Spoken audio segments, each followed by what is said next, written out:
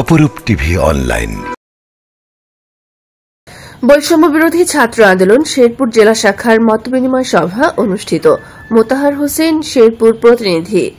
বৈষম্য বিরোধী ছাত্র আন্দোলন শেরপুর জেলার আয়োজনে আজ 18 এপ্রিল 2025 তারিখ রোজ শুক্রবার বিকেল 4টায় 1 নং কামারেরচর ইউনিয়নের অন্তর্গত নিজ কামারেরচর গ্রামে বৈষম্য বিরোধী ছাত্র আন্দোলন শেরপুর জেলার সংগঠক সাজ্জাদ হোসেন আলমের আহ্বানে রাষ্ট্র সংস্কারে জনসচেতনতার লক্ষ্যে প্রবীণ মুরব্বী হাজী জালাল উদ্দিন এর সভাপতিত্বে বৈষম্য বিরোধী ছাত্র আন্দোলন শেরপুর সদর উপজেলা শাখার সংগঠক তানজির আরাফাতের সঞ্চালনায় এক মত বিনিময় সভা অনুষ্ঠিত হয়েছে।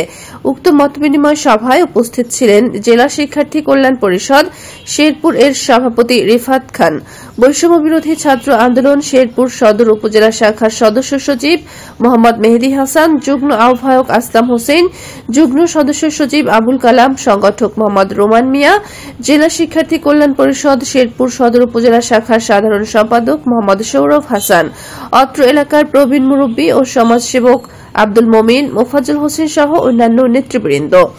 উক্ত মত বিনিময় সভায় বৈষম্য বিরোধী ছাত্র আন্দোলন শেরপুর জেলার সংগঠক সাজ্জাদ হোসেন আলম তার বক্তব্যে বলেন, দেশটা আমাদের সবার, দেশকে উন্নত ও সমৃদ্ধশালী করে গড়ে তোলা আমাদের সকলের নৈতিক দায়িত্ব। বিগত সময়ের মতো আর কোন শাসক যেন স্বৈরাচারী হয়ে উঠতে না পারে, সেজন্য সকল নাগরিকদের রাজনৈতিকভাবে সচেতন থাকতে হবে।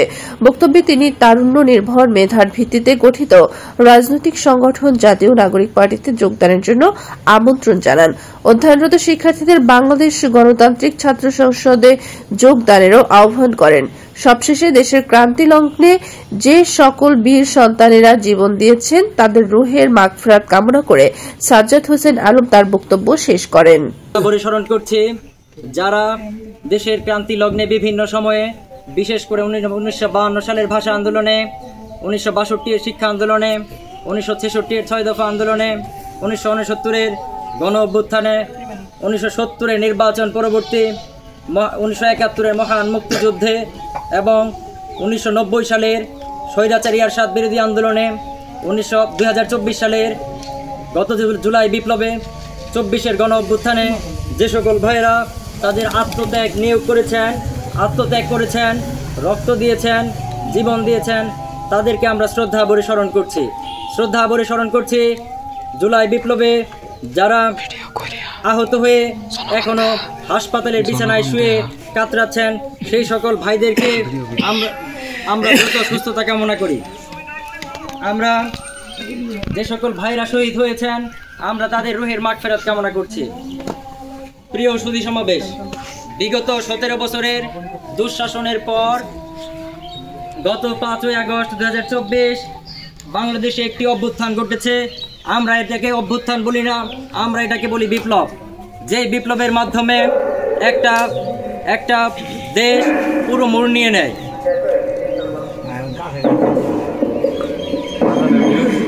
আজান 17 বছরের দুঃশাসনের পর গত 5 আগস্ট 2024 যে বিপ্লবটি ঘটেছে, সেই বিপ্লবটি কেন ঘটেছে আপনারা জানেন। সরকারি বেসরকারি থেকে সকল চাকরিতে আপনারা জানেন, যেখানে বিভিন্ন কোটার মধ্যে সীমাবদ্ধ করে আমাদের কৃষক ভাই, শ্রমিক, রিক্সা চালক, জেলে, কামার, কুমোর এ ধরনের আমাদের দরিদ্র শ্রেণীর মানুষের সন্তানদের চাকরি থেকে বঞ্চিত করা হয়েছে। আমরা এমন একটি পর্যায়ে উপনীত হয়েছিলাম যেখানে মুক্তিযোদ্ধা কোটা, যেখানে পোষ্য কোটা সহ নারী কোটা, এমন আজব কোটার কারণে আমরা যারা সাধারণ শিক্ষার্থী ছিলাম, আমাদের প্রায় চাকরি না হওয়ার মতো একটা অবস্থায় পৌঁছে গিয়েছিলাম। এরই প্রেক্ষিতে 5 আগস্টের পূর্বে